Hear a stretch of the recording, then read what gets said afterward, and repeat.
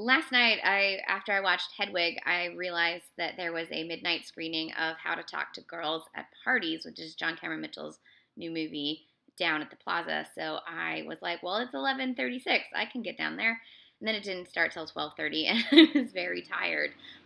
But this is such a strange, weird, fantastic movie that I think a midnight screening was the best way to watch this movie.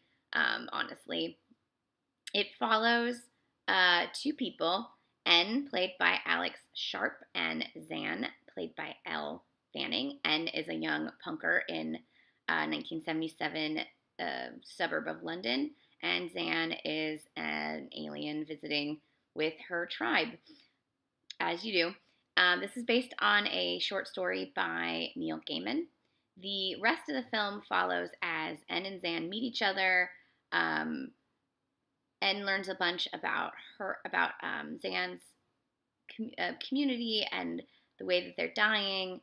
And Zan learns a bunch about punk and anarchy and what that whole movement was about. And basically, it's a romantic comedy about young love and the power of young love. It's not all there. I don't know that this is like, especially watching it right after Hedwig, which is so well developed. But at the same time, it's so bonkers that I enjoyed every minute of it, especially seeing it at midnight with a midnight crowd. And I think it captured the energy of late night when you're 19, 20, running around thinking you're in love. That it captured. It captured that energy really, really well.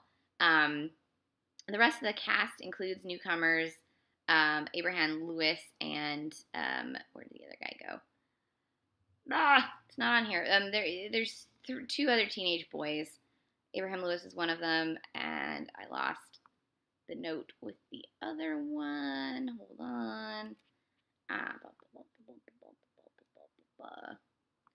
But also among the aliens, there's other aliens as well.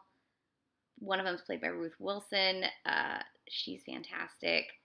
Where did the guy go? God dang it. I'm sorry. Ethan Lawrence. Those are the two other main teenage boys. And then there's all kinds of people playing the various aliens and the alien parent teachers and all kinds of stuff.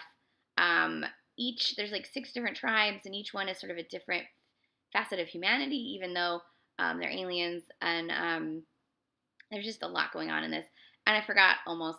Nicole Kidman is in it as like this older, obviously Nicole Kidman is 50, this older sort of punker who's trying to have a moment and trying to have a band that is successful. She has her son trying to be a punk rocker, but he's almost too punk rock to go famous, and that's kind of what she's looking for.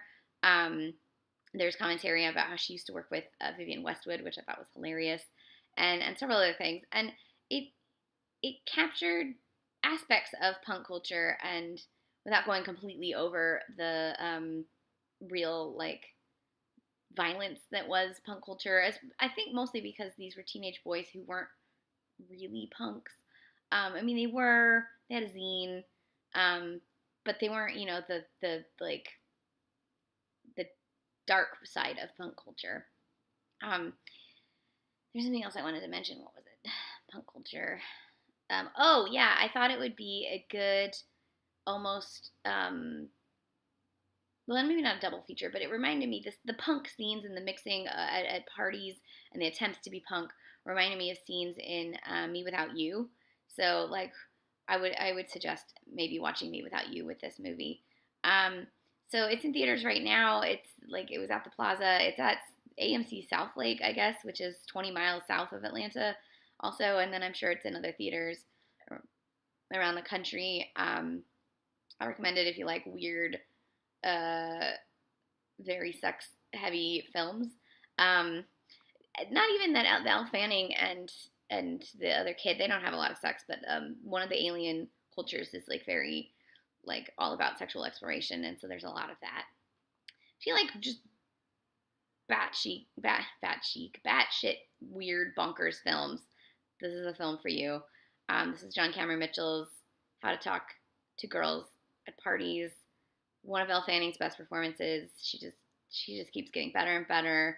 I can't wait to see her in all the things. I enjoyed this film.